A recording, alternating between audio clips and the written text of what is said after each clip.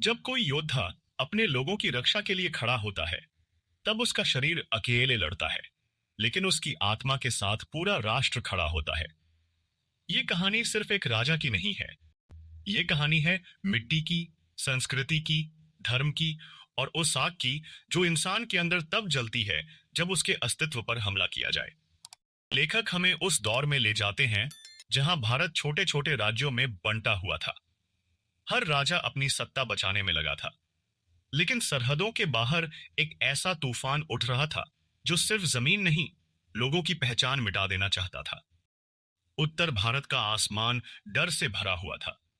गांव जलाए जा रहे थे, मंदिर तोड़े जा रहे थे। लोगों के दिलों में एक खामोश दहशत बैठ चुकी थी। विदेशी आक्रमणकारी सिर्फ युद्ध नहीं लड़ रहे थे, वो लोगों की आत्मा तोड़ रहे थे।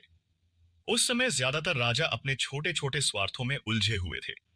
किसी को लगता था कि खतरा उसके राज्य तक नहीं पहुंचेगा, किसी को लगता था कि समझौता कर लेना ही समझदारी है। लेकिन इतिहास हमेशा उन्हीं लोगों को याद रखता है जो डर के सामने झुकते नहीं।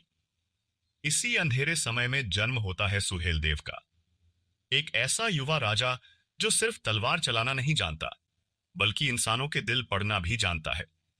उसकी सबसे बड़ी ताकत उसकी सेना नहीं थी, उसकी सबसे बड़ी ताकत थी उसका विजन।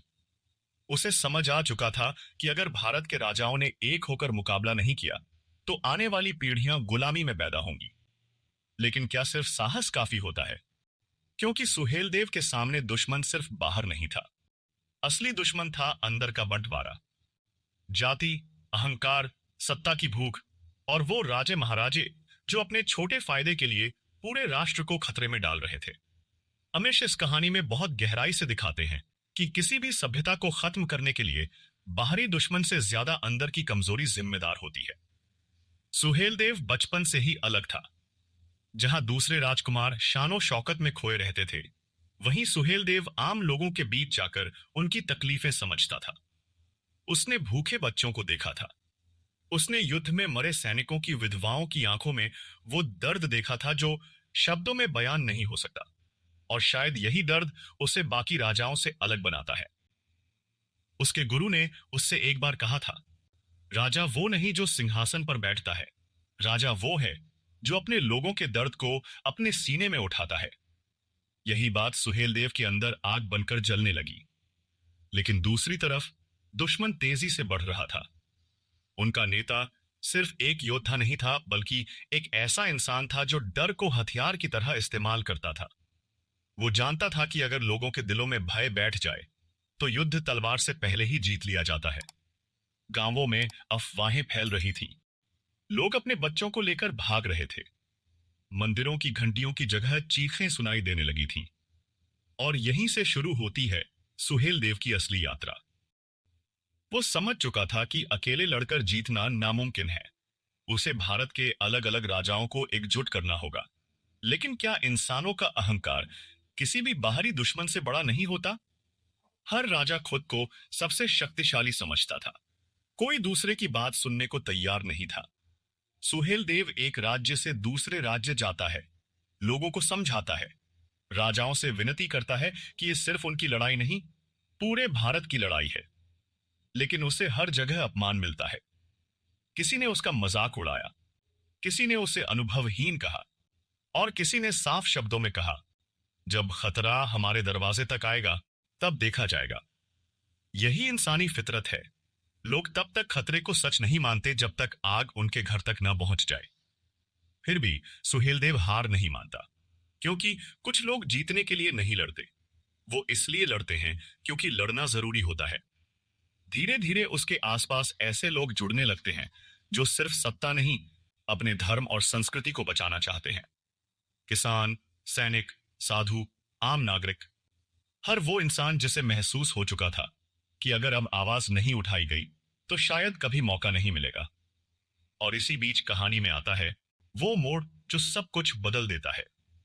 एक ऐसा हमला जिसने पूरे उत्तर भारत को हिला दिया।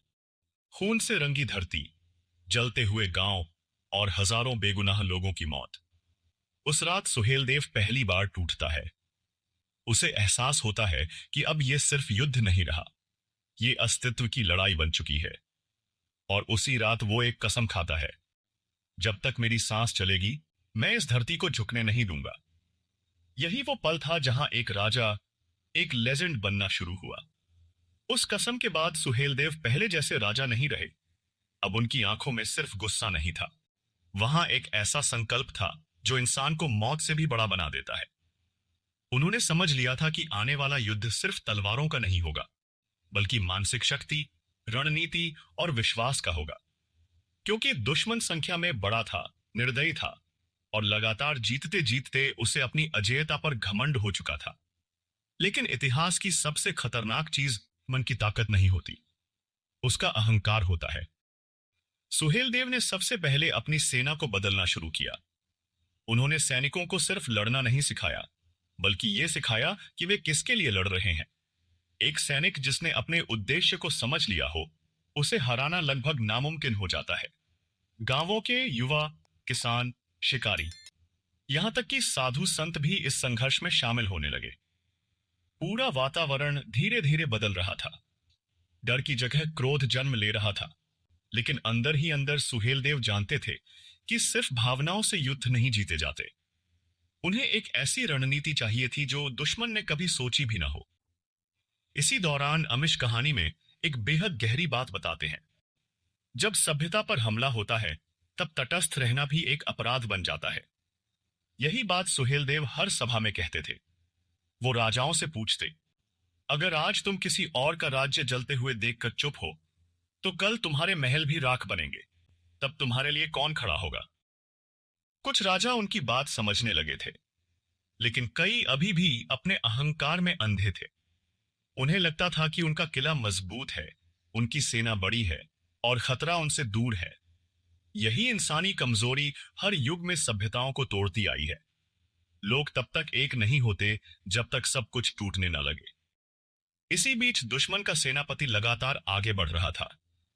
उसके लिए भारत सिर्फ एक भूमि नहीं थी, बल्कि एक ट्रॉफी थी। वह अपने सैनिकों को कहता था कि डर फैलाओ, क्योंकि डरा हुआ इंसान लड़ना भूल जाता है। गांवों में उसके अत्याचारों की कहानियां आग की तरह फैलने लगी थी। बच्चों को गुलाम बनाया जा रहा था, मंदिरों को अपमानित किया जा रहा था, और हर नए हमले के बाद लोगों के मन में यही सवाल उठता, क्या कोई है जो हमें बचाएगा? और तभी लोगों के बीच एक नाम गूंजने लगा, सुहेलदेव। धीरे धीरे वो सिर्फ एक राजा नहीं, उम्मीद का प्रतीक बनते जा रहे थे। लेकिन जितनी बड़ी उम्मीद होती है, उतना बड़ा बोझ भी होता है। रातों को सुहेलदेव सो नहीं पाते थे। उन्हें हर उस इंसान का चेहरा याद आता जो युद्ध की आग में जल चुका था। एक तरफ उनका कर्तव्य था, दूसरी तरफ उनका मानवीय डर, क्योंकि वे जानते थे कि आने वाले युद्ध में हजारों लोग मरेंगे। यही एक सच्चे नेता की सबसे बड़ी पीड़ा होती है। जो युद्ध चाहता है वो कभी महान राजा नहीं बन सकता। महान राजा वो होता है जो शांति चाहता है, लेकिन अपने लोगों की रक्षा के लिए युद्ध करने से डरता नहीं। एक रात सुहेलदेव अपने गुरु के पास जाते हैं। उनके चेहरे पर चिंता साफ दिखाई देती है। वे पूछते हैं, अगर मैं हार गया तो? गुरु मुस्कुराते हैं और कहते हैं, हार तब नहीं होती जब शरीर गिरता है, हार तब होती है जब इंसान लड़ना छोड़ देता है। ये शब्द सुहेलदेव के अंदर बिजली की तरह उतर जाते हैं। इसके बाद वो अपनी सबसे बड़ी योजना बनाते हैं। वे जानते थे कि सीधा हमला आत्महत्या होगा, इसलिए उन्होंने जंगलों, नदियों और स्थानीय भूगोल को हथियार बनाने का फैसला किया। उन्होंने छोटे छोटे समूह बनाए जो दुश्मन पर अचानक हमला करते और फिर गायब हो जाते। दुश्मन की सेना परेशान होने लगी। वो सिर्फ तलवार से नहीं, दिमाग से लड़ रहे थे। धीरे धीरे दुश्मन की सप्लाई टूटने लगी। सैनिक थकने लगे, उनका आत्मविश्वास कमजोर होने लगा। लेकिन इसी दौरान सुहेलदेव के अपने लोगों में भी डर बढ़ रहा था, क्योंकि हर दिन युद्ध करीब आ रहा था। हर मां को डर था कि उसका बेटा वापस आएगा या नहीं। हर पत्नी की आंखों में अनिश्चितता थी। हर सैनिक अपने दिल में मौत की आहट महसूस कर रहा था। और शायद यही युद्ध की सबसे क्रूर सच्चाई है।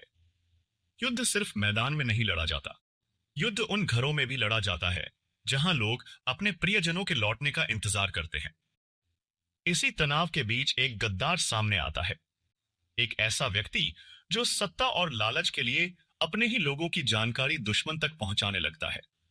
जब सुहेलदेव को इसका पता चलता है तो वे अंदर से हिल जाते हैं, क्योंकि बाहरी दुश्मन से लड़ना आसान होता है, लेकिन अपने लोगों के बीच छिपे विश्वासघात से लड़ना सबसे कठिन।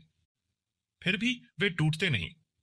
वे कहते हैं, जो अपनी मिट्टी से विश्वासघात करता है, इतिहास उसे कभी माफ नहीं करता। इसके बाद सुहेलदेव अपनी सेना के सामने खड़े होकर एक भाषण देते हैं, जो हर सैनिक के खून में आग भर देता है। वे कहते हैं, आज अगर हम हार गए तो आने वाली पीढ़ियां गुलामी में जन्म लेंगी। उनके मंदिर, उनकी भाषा, उनका धर्म, सब उनसे छीन लिया जाएगा। इसलिए यह युद्ध सिर्फ हमारा नहीं है, ये उन बच्चों के भविष्य का युद्ध है जिन्हें हम शायद कभी देख भी न पाएं। पूरा वातावरण हर हर महादेव के नारों से गूंज उठता है, और उसी पल पहली बार दुश्मन को एहसास होता है कि वो सिर्फ एक राजा से नहीं लड़ रहा, वो एक जाग चुकी सभ्यता से लड़ रहा है। लेकिन असली तूफान अब भी बाकी था, क्योंकि अगली सुबह शुरू होने वाला था वो युद्ध जो इतिहास की दिशा बदलने वाला था। सुबह का आसमान अजीब खामोशी से भरा हुआ था। हवा भारी लग रही थी, जैसे प्रकृति खुद आने वाले विनाश को महसूस कर चुकी हो। हजारों सैनिक मैदान में खड़े थे। तलवारों की चमक सूरज की पहली किरणों से टकरा रही थी। कुछ सैनिक अपनी मिट्टी को माथे से लगा रहे थे, कुछ अपने परिवार को आखिरी बार याद कर रहे थे, क्योंकि हर किसी को पता था शाम तक या तो जीत होगी या मौत। और उस विशाल मैदान के बीच खड़े थे सुहेलदेव। उनकी आंखों में डर नहीं था, लेकिन दर्द जरूर था, क्योंकि एक सच्चा राजा जानता है कि युद्ध की जीत भी कई बार बहुत महंगी होती है। उन्होंने अपनी सेना की तरफ देखा। ये सिर्फ सैनिक नहीं थे, ये किसान थे, बेटे थे, पिता थे, भाई थे। ऐसे लोग जिन्होंने अपने भविष्य को बचाने के लिए मौत से लड़ने का फैसला किया था। तभी सुहेलदेव ऊंची आवाज में कहते हैं, आज हम सिर्फ अपने लिए नहीं लड़ रहे, हम उस भारत के लिए लड़ रहे हैं जहां आने वाली पीढ़ियां बिना डर के सांस ले सकेंगी। पूरा मैदान युद्ध घोष से कांप उठता है। उस आवाज में सिर्फ जोश नहीं था, वहां सदियों का गुस्सा था। वो गुस्सा जो अपमान, अत्याचार और डर के खिलाफ वर्षों से जमा हो रहा था।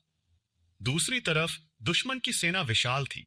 उनकी संख्या ज्यादा थी, हथियार आधुनिक थे, और लगातार जीत ने उन्हें क्रूर बना दिया था। उनके सेनापति को पूरा विश्वास था कि आज का युद्ध भी बाकी युद्धों जैसा ही होगा।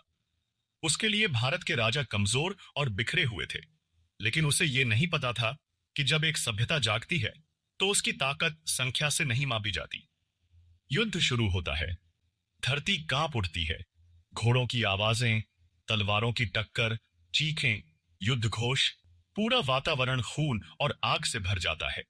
सैनिक एक दूसरे पर टूट पड़ते हैं। हर तरफ मौत नाच रही थी, लेकिन सुहेलदेव की सेना में कुछ अलग था। वे सिर्फ आदेश मानकर नहीं लड़ रहे थे, वे अपने अस्तित्व के लिए लड़ रहे थे। अमीश इस पल को बहुत गहराई से दिखाते हैं। वे बताते हैं कि जब इंसान के पास खोने के लिए सिर्फ उसकी आजादी बची हो, तब वह सबसे खतरनाक योद्धा बन जाता है। सुहेलदेव अपनी सेना के बीच खुद लड़ रहे थे। वे पीछे खड़े होकर आदेश देने वाले राजा नहीं थे। उनकी तलवार बिजली की तरह चल रही थी। हर वार में आग थी, हर कदम में संकल्प था। सैनिक अपने राजा को सामने लड़ता देखकर और ज्यादा जोश में भर जाते हैं। लेकिन तभी युद्ध का पलड़ा अचानक बदलने लगता है। दुश्मन की सेना संख्या में इतनी बड़ी थी कि धीरे धीरे सुहेलदेव के सैनिक थकने लगे। चारों तरफ लाशें बिछने लगीं। खून से धरती लाल हो चुकी थी। कई योद्धा गिर चुके थे। कुछ सैनिकों के मन में डर फिर से लौटने लगा। और यही वो पल था जिसका दुश्मन इंतजार कर रहा था।